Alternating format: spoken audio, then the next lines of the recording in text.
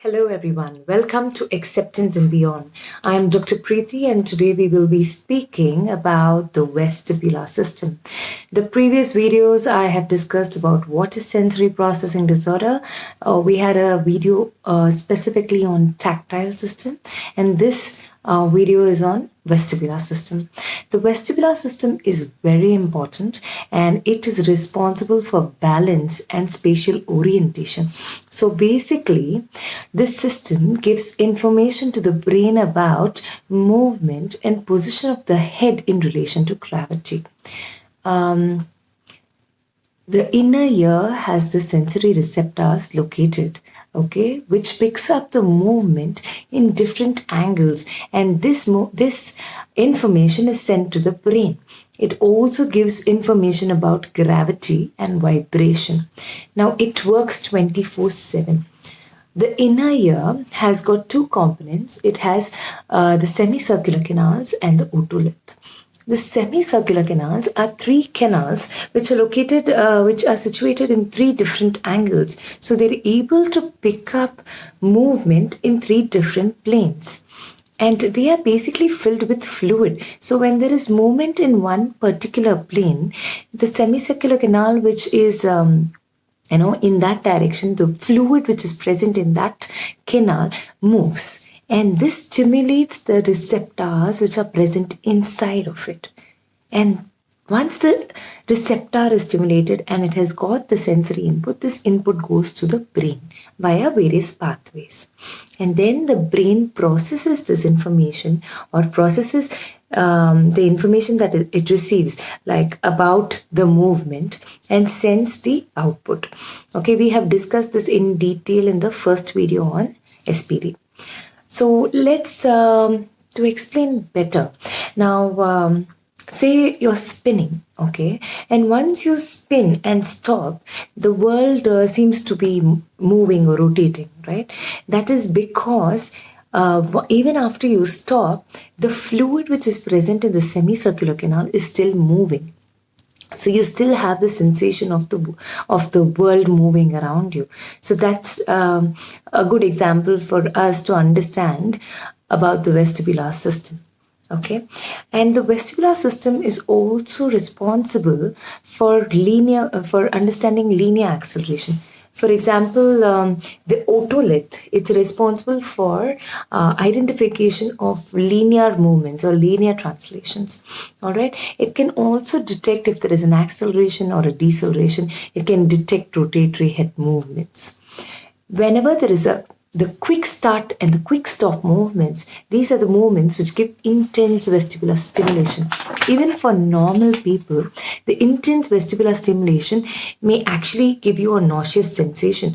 I mean, if you're on a roller coaster ride, right, that intense movement, the sudden quick start or sudden stop, these are stimulations which can affect you, right? Now, in children with SPD. Okay, before we go to that, we need to understand that the vestibular system acts along with other systems in the body. All right, it has to coordinate with other senses. So you have the vision and the vestibular system which coordinates with each other. Vision can help us in maintaining balance. Okay, if vision is removed, there are chances of us losing balance.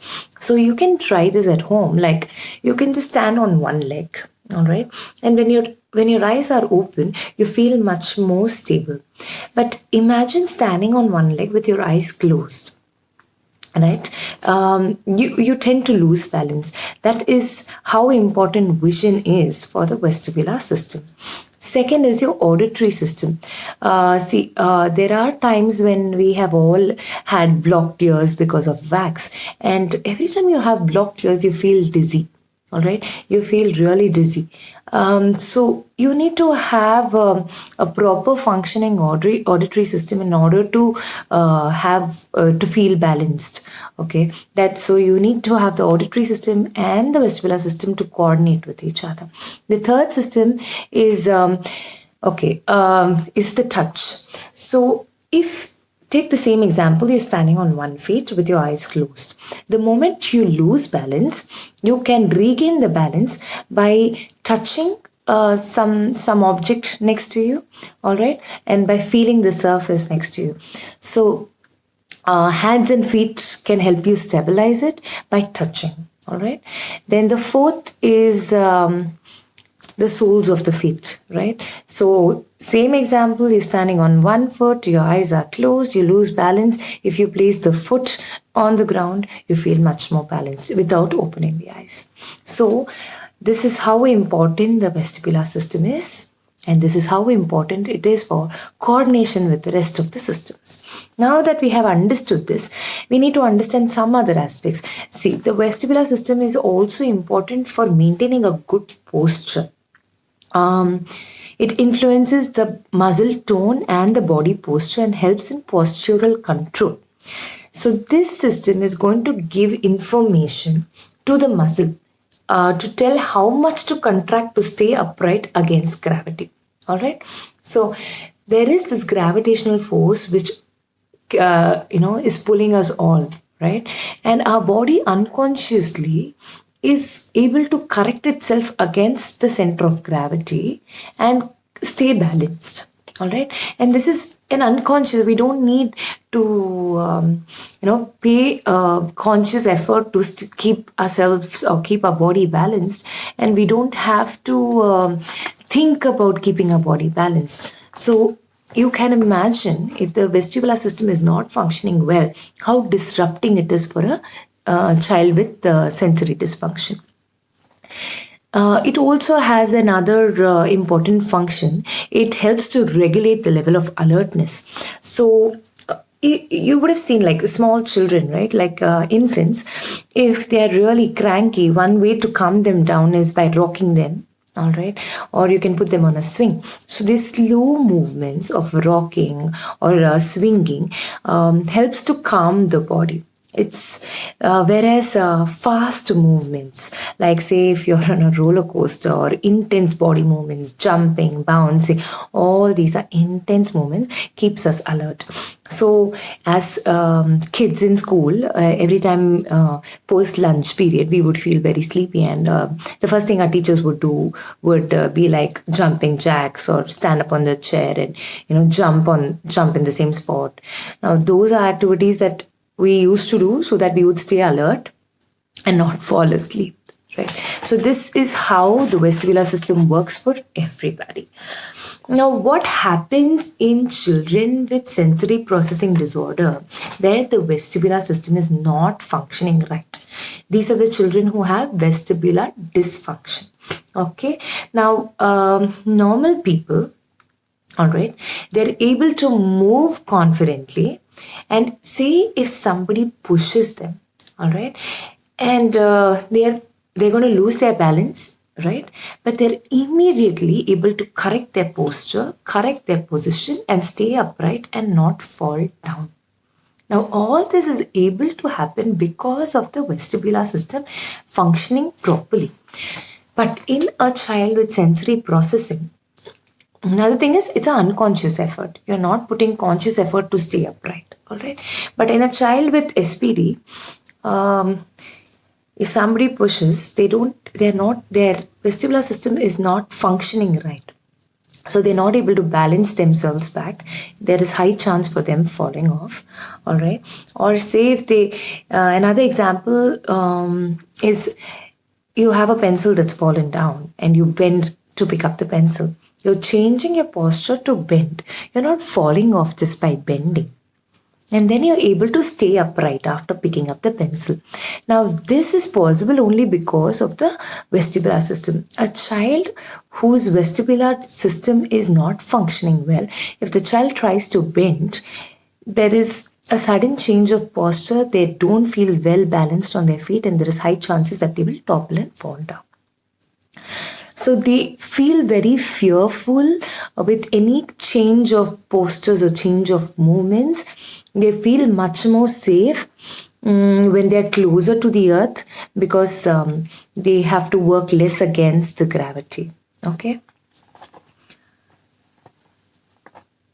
So all this again, like how I've mentioned in the previous video, the issue is something with the input not reaching the brain properly, or because the brain is not processing the information properly, and because of these issues the output is pretty inappropriate. All right, it doesn't work the way it's normally supposed to work or how it works with normal people. Most of these children have gravitational insecurity. So some kids will cry, they will make a fuss, they will scream whenever there is any anti-gravity movements.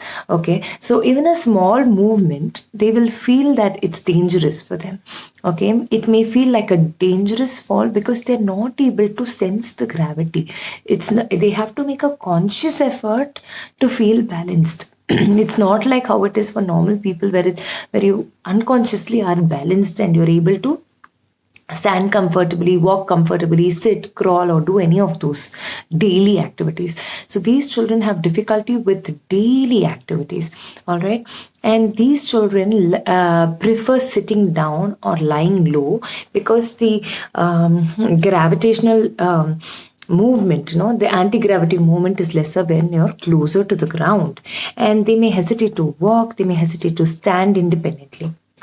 Many of these children will have the W sitting. W sitting is basically when you're sitting with your legs totally flat on the floor like a W. All right. And why do they sit that way? Because they're feeling much more safer. They're much closer to the ground and they're having insecurity with the gravity. So if you have to sit if you have to sit cross-legged, or if you have to sit in the pranayam position, you're a little more raised from the floor. But when you sit in the W position, it prevents any kind of movement. So you feel much more secure on the floor. Okay, and if you force them to do any of these activities where movement is involved, if you force them to walk or jump or sit normally, they will have a fight or a flight response, and and they will be terribly upset, terribly scared, because they don't feel safe. So I have seen this with my child. When she was trying to walk independently, she struggled a lot. She would have a fearful expression. So I when we are like on a mountaintop, okay, or on a cliff, and you look down, generally we have this scared expression on our face. That's the kind of expression my daughter would have for just walking independently without support. And once I realized, understanding about the vestibular system made me understand that was the reason why, because of gravitational insecurity, she had this fearful expression and she was scared of walking. She was not feeling balanced on her feet, not feeling confident enough about her body. The body was not giving right kind of input or right kind of messages to the brain, and hence she felt very insecure and she always felt like she's going to fall over or trip over. Okay. Second is movement intolerance. Now, these kids don't like fast movements, they don't like spinning, they get nauseous very easily. Okay, then you have some children who are hypersensitive to movement. See, like everything, like all SPDs, you have hyposensitive and hypersensitive. So the hypersensitive is the one who, the set of kids who don't like the movement and feel very nauseous with just that amount of movement. Whereas the hyposensitive kids are the ones who crave for the movement and keep on spinning. They don't get dizzy. How much ever they spin, they don't get dizzy. All right, and they're unable to they are unable to stop themselves from moving because they seek for that input. All right. And next, what we need to understand is the signs and symptoms of vestibular dysfunction. So I'm going to talk about the children who are hypersensitive to movement, that is, they're over responsive to the movement.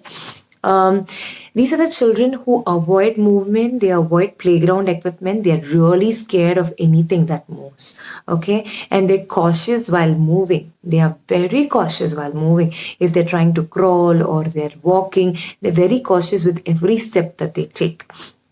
They avoid escalators, they avoid elevators. They may look terrified of falling even if there is no threat. So plain land, plain surface, okay, no obstacles, just walking, okay, and they would still feel terrified because they still feel like they're going to fall. Okay, and they have fear of walking on uneven surfaces. They have fear of going up the stairs and down the stairs. They get very anxious. They get anxious and they get really upset when somebody pushes them, because they tend to avoid crowded places where they know that there is high chance of them being pushed by someone. So they are scared of going to crowded places. They're scared of going close to people, just because they're not feeling confident in their own body. And they have difficulty with hopping, jumping, balancing on one foot. These are things which are really difficult for them, and they lose balance easily. All right, and when you look at them walking, they might walk with a wide based gait, because it gives them more stability, and they don't lose that much of balance when they walk that way. And it looks like a clumsy walk, all right. And they also avoid any kind of rapid movements. They're pretty much scared about these movements. And you have the other side of the spectrum, where you have these hypersensitive or under responsive children. They love constant motion. They cannot sit still. These are the children who crave this kind of fast movement. These are the children who can spin forever without feeling dizzy, and they love being tossed high up in the air. They love to jump, skip, and run, hop. They love to go up the stairs, down the stairs, love to swing really high. They keep rocking their body, all right.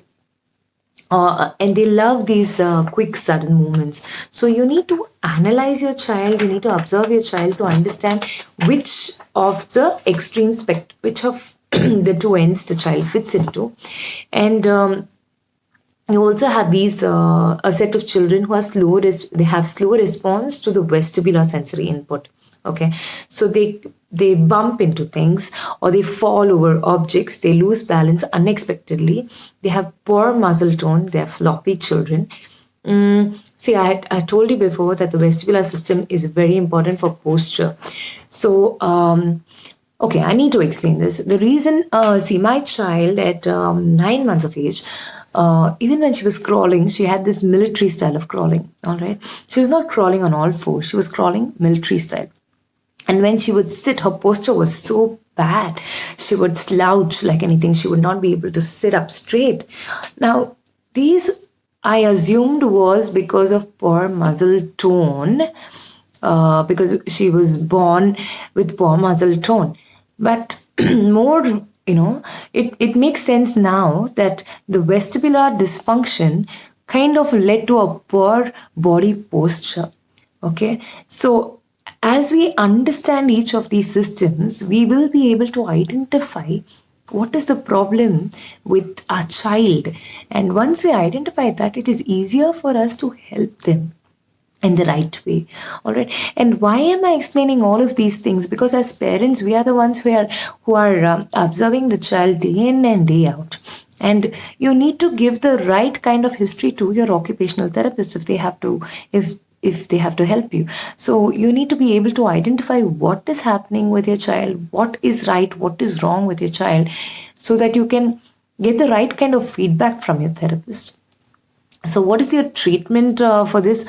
Again, as mentioned earlier, it is treatment by an occupational therapist, and they would do something called sensory integration, where they try to integrate all the senses together, and this really helps them.